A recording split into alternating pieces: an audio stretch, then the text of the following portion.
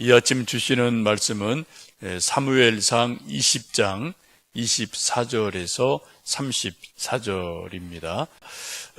다윗이 들에 숨으니라. 초하루가 되매 왕이 앉아 음식을 먹을 때에 왕은 평시와 같이 벽 곁 자기 자리에 앉아 있고 요나단은 서 있고 아브넬은 사울 곁에 앉아 있고 다윗의 자리는 비었더라. 그러나 그날에는 사울이 아무 말도 하지 아니하였으니 이는 생각하기를 그에게 무슨 사고가 있어서 부정한가 보다, 정령이 부정한가 보다 하였음이더니 이튿날 곧 그달의 둘째 날에도 다윗의 자리가 여전히 비어 있었으므로 사울이 그의 아들 요나단에게 묻되 이새의 아들이 어찌하여 어제와 오늘 식사에 나오지 아니하느냐 하니 요나단이 사울에게 대답하되 다윗이 내게 베들레헴으로 가기를 간청하여 이르되 원하건대 나에게 가게 하라.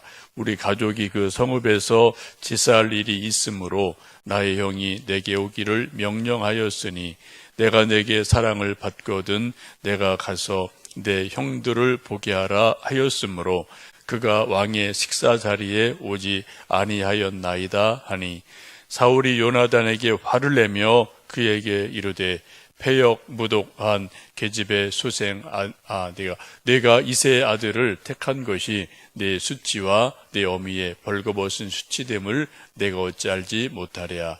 이새의 아들이 땅에 사는 동안은 너와 내 나라가 든든히 서지 못하리라. 그런즉 이제 사람을 보내어 그를 내게로 끌게 오라. 그는 죽어야 할 자이니라 한지라. 요나단이 그의 아버지 사울에게 대답하여 이르되 그가 죽을 일이 무엇이니까 무엇을 행하였나이까. 사울이 요나단에게 단창을 던져 죽이려 한지나 요나단이 그의 아버지가 다윗을 죽이기로 결심한 줄 알고 심히 노하여 식탁에서 떠나고 그 달의 둘째 날에는 먹지 아니하였으니 이는 그의 아버지가 다윗을 욕되게 하였으므로 다윗을 위하여 슬퍼함이었더라. 아멘. 이 다윗과 요나단이 굳게 맹세를 하고 언약을 하죠. 서로가 서로를 도와주자. 만약 누가 죽으면 그 살아있는 사람이 그 가족들을 책임지자. 또 왕의 마음이 어떤지 좀 알아봐 다오. 이런 굳은 맹세와 약속을 하고 다윗은 들판에 남아서 이제 사울 왕의 마음이 어떤지를 기다리고 있고요. 요나단은 아버지 사울 왕의 마음을 알아보기 위해서 왕궁으로 돌아갑니다. 오늘 말씀은 이제 드디어 다윗의 운명을 결정지을 초하루 월삭이 되어서 이제 좀 왕과 몇몇 사람들이 식탁을 같이 하죠. 24절, 25절 보시면 그렇게 말씀하죠. 다윗이 들에 숨으니라. 초하루가 되매 왕이 앉아 음식을 먹을 때, 전에도 어제 그제 말씀 본 것처럼 초하루 되면 왕이 몇몇 측근 이렇게 신하들을 불러서 같이 음식을 먹는데 그 멤버가 25절 보시면은 왕자 요나단, 또 군대 장관 아브넬, 또 다윗, 이렇게 아주 소수만 왕과 함께 초하루 날 식사하는 그런 이제 멤버가 됩니다. 뭐 요즘 식으로 말한다면은 청와대 핵심 비서실장 이렇게 몇 사람 이렇게 또 하는 그런 모임이 나름대로 있겠죠. 옛날 또 왕도 한 달에 한두 번 아주 핵심적인 삼정승, 도승지 이렇게 몇 사람 딱 불러놓고 핵심적인 또 식사를 하는 그런 일들이 있지 않았겠습니까? 그런 일이 지금 사울 왕도 매월 첫째 날 하게 됩니다.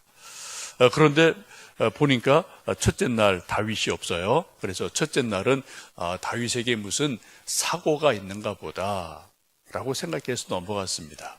둘째 날에도 다윗이 안 보이니까 요나단에게 묻죠. 어째서 다윗이 이 자리에 안 오냐, 알고 있느냐 라고 물었더니 이제 요나단이 다윗을 대신해서 대답을 합니다. 28절, 29절 말씀 읽습니다. 요나단이 사울에게 대답하되 다윗이 내게 베들레헴으로 가기를 간청하여 이르되 원하건대 나에게 가게 하라. 우리 가족이 그 성읍에서 제사할 일이 있으므로 나의 형이 내게 오기를 명령하였으니 내가 내게 사랑을 받았거든 내가 가서 내 형들을 보게 하라 하였으므로 그가 왕의 식사 자리에 오지 아니하였습니다. 라고 보고를 드립니다. 지금 무슨 말인가요? 다윗을 위해서 대신 적당한 구실을 만들어 주죠. 다윗이 며칠 전에 저에게 간곡하게 부탁하기를 집안에 매년 온 가족 모여 제사 드리고 예배 드리는 일이 있는데 큰형이 저에게 오라고 꼭 신신 부탁했습니다. 제가 막내여서 이제 온 가족 모이는 자리여서 가지 않을 수 없습니다. 이게 좀 왕께 보고하고 왕자님 허락해 주세요 해서 제가 허락했습니다. 라고 보고를 아버지에게 하죠. 그때 다윗과 사울의 관계가 좋을 때는 뭐 이런 게 문제가 되지 않아요. 그래? 뭐 잘했어. 그럼 며칠 있다 오겠군. 뭐 이렇게 넘어갈 수가 있을 겁니다. 근데 지금 사울 왕의 마음이 다윗을 좋아하지 않는 상태였기 때문에 아주 이것을 가지고 노발대발하며 아들에게 지금 화를 내고 있죠. 지금 어떻게 하든 사울은 다윗을 죽이려고 계속 기회를 엿보는데 또 이제 초하루가 되면 당연히 식사 자리에 오야 되는 멤버여서 오면은 뭐 좀 어떻게 죽이든 뭐 잡든 옥에 넣든 하려고 하는데 눈치 없는 아들이 회방을 놓는 그런 모양새가 되고 말았습니다. 이 요나단 아들에게 아버지 사울왕이 불같이 화를 내고 뭐 욕을 하는 모습을 30절, 31절 말씀에 이렇게 말하죠. 같이 읽어보십니다. 30절, 31절입니다. 사울이 요나단에게 화를 내며 그에게 이르되 패역 무독한 계집의 소생아 내가 이새의 아들을 택한 것이 내 수치와 내 어미의 벌거벗은 수치가 됨을 내가 어찌 알지 못하랴. 이새의 아들이 땅에 사는 동안은 너와 네 나라가 든든히 서지 못하리라. 그런즉 이제 사람을 보내어 그를 내게로 끌어오라. 그는 죽어야 할 자이라 한지라. 지금 30절 보면 아주 상당히 사울왕이 화를 내며 아들 요나단에게 막 아주 험한 말을 하고 있죠. 이 패역 무도한 계집의 아들아 라고 말합니다.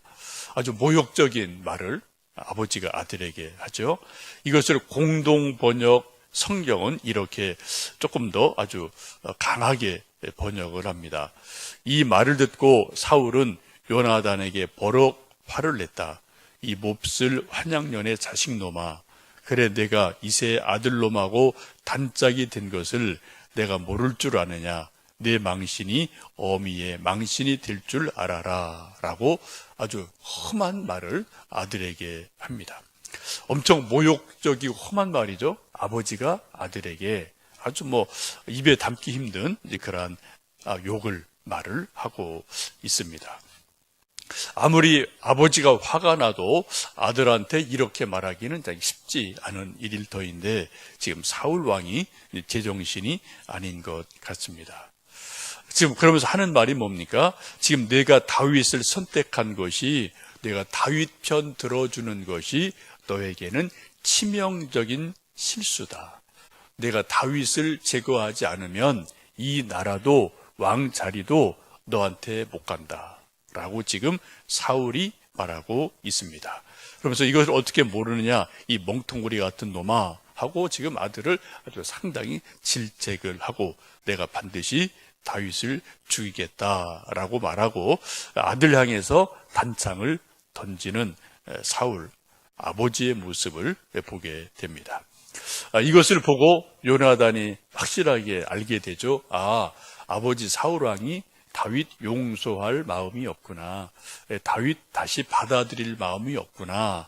이것을 이제 확실하게 알고 그날 너무 슬퍼서 둘째 날 금식을 하며 친구를 생각하고 아버지를 생각하면서 금식하고 애통해하는 모습을 봅니다.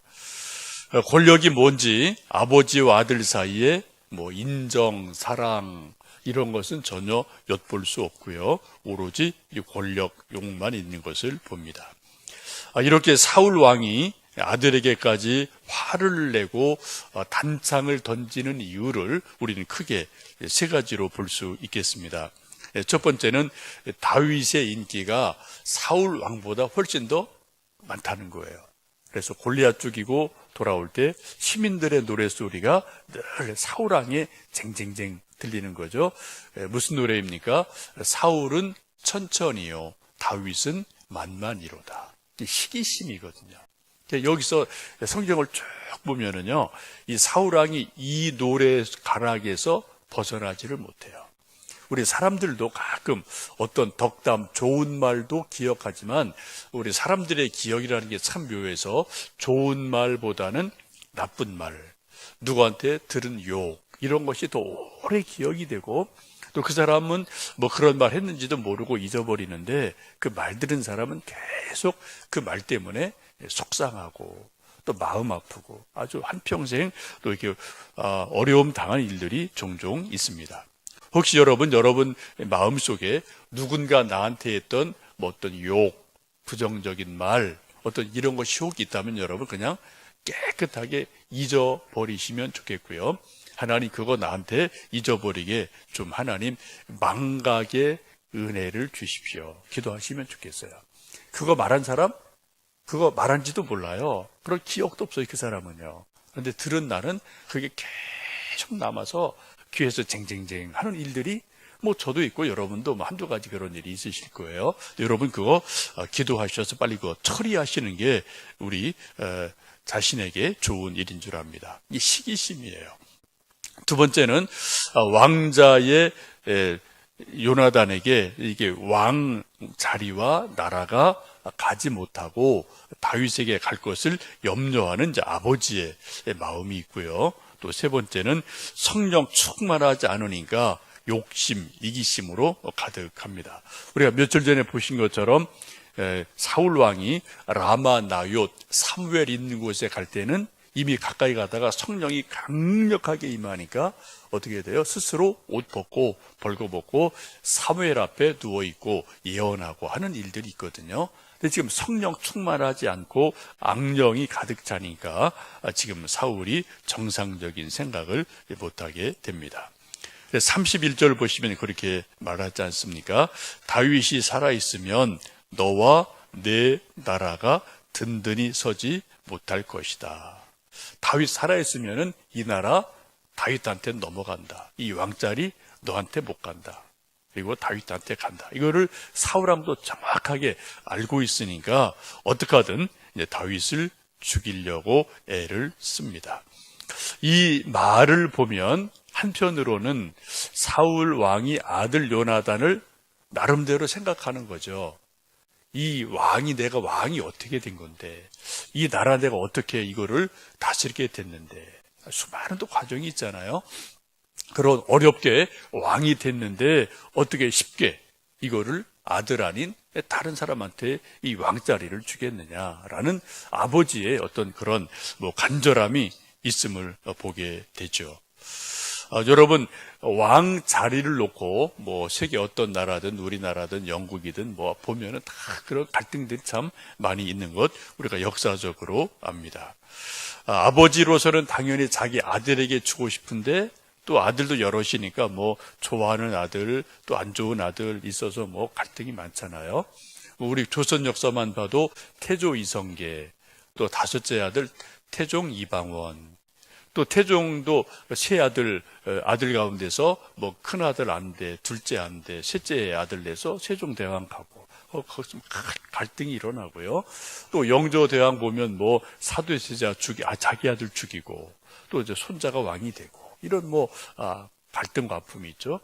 우리 조선 말도 보면 대원군하고 고종 또 거기도 뭐 하여튼 아버지 아들인데 뭐 엄청난 갈등이 있고 뭐 이런 것들 보면은 이 왕이라는 권력, 왕 자리 줄까 말까, 받아야지 못 받지 이런 갈등이 뭐 우리나라 뭐 역사에도 참 많이 있는 것을 볼 수가 있습니다. 여러분 이 시간 이 아침 우리 좀 한 가지 감사한 것은 저도 왕이 아니고요. 여러분도 왕이 아닌 것을 감사하게 생각하시면 좋겠어요. 왕이라는 자리 딱 올라가면 이게 내 마음이 내 마음대로 안 되는 또 뭐가 있는 것 같아요. 그죠? 그런 게 있는 것 같습니다. 우리가 왕이 아니고 여러분이 중전마마가 아닌 것을 감사하시면 좋겠습니다. 그냥 필부 평범한 사람이다. 이런 것이 오히려 우리에게 어떤 선택의 폭, 어떤 또 뭘 결정할 때 좀 덜 신경 쓰도록 하는 그러한 보통 사람이라는 것이 좀 큰 갈등을 덜 할 수 있는 그러한 자리가 아닌가 합니다. 물론 우리도 집에서 뭐 아이들이 부모님 밑에 있든 뭐 결혼해서 바깥에 나가 있든 또 가끔 만나면 또 자잘한 갈등들이 있죠. 눈에 보이면 보이는 대로 잔소리, 또 안 보이면 안 보이는 대로 근심, 걱정 여러 가지 있을 수 있겠습니다. 특별히 뭐 요즘 아버지들 아들 사이가 정치 문제만 얘기하면은 좋은 말이 서로 안 나오는 게 우리나라 현실이죠, 그죠? 아버지랑 다르고 아들이 다르고 뭐 아마 거의 90% 이상 우리 가정의 아버지 아들이 이제 이런 뭐 갈등이 있는 것 같아요. 그거 어떡하겠습니까? 아버지는 뭐 좀 연세 드셨고 아들은 젊고 생각이 다를 수밖에 없죠. 또 신앙 문제, 예수님 믿자, 안 믿어요, 교회 가자, 안 가요, 놀러 가야 돼요. 이런 것도 가정마다 갈등이 있고 그런 것이 있는데 여러분, 이런 어떤 갈등이 있을 때 어떻게 이거를 풀어가느냐, 이건 뭐 서로가 노력해야 될 문제인데, 먼저는 아버지가 엄마가 더 기도하셔야 되고 한 발 먼저 양보하셔야 되고 기다려줘야 되고, 또 아들 딸이 나랑 생각이 다르구나, 가치관이 다르구나, 그럴 때 인정하셔야 돼요. 또 왜 달라? 또 그거 틀려라고 이제 말하면은 더 멀어지는 그러한 것들이 있죠. 저도 그런 걸 뭐 자주 아이들과 대화하는 가운데 뭐 경험합니다. 그럼 제가 한 발 빼요. 계속 밀고 들어가면 애들 다 도망갑니다. 그냥 한두 마디 하다 그냥 집에 방에 들어가서 그냥 문 꽝 닫고 열어주지도 않거든요. 그래서 저도 이제 밀당을 적당히 좀 하고, 한 발 뺄 때는 이제 한 발 빼고, 어떡하겠어요. 뭐 기다리고, 애들이 조금 더 생각이 성숙하길 기다리고, 또 저도 뭐 나이가 좀 있으니까 애들이 또 이런 생각 하는구나, 또 애들 눈높이에 맞춰보려고 뭐 조금은 노력을 해보고, 이런 것들이 가정마다 필요하지 않을까 싶습니다. 여러분, 아버지와 아들 사이에 어떤 사랑의 관계가 여러분 어떠신지요? 저도 20대 후반까지는 아버지랑 관계가 되게 안 좋았어요. 하여튼 한국 사람 거의 그렇죠. 근데 하여튼 언제부터인지 제가 또 아버지를 이해하는 계기가 있었고, 그때부터 아버지를 사랑하는 마음이 생겨서, 뭐 요즘도 전화드리든 만나면 이렇게 뭐 서로 안아주고 사랑해요, 사랑해요. 이건 뭐 그냥 아주 아버지나 저나 그냥 뭐 스스럼 없이 그런 말을 해요.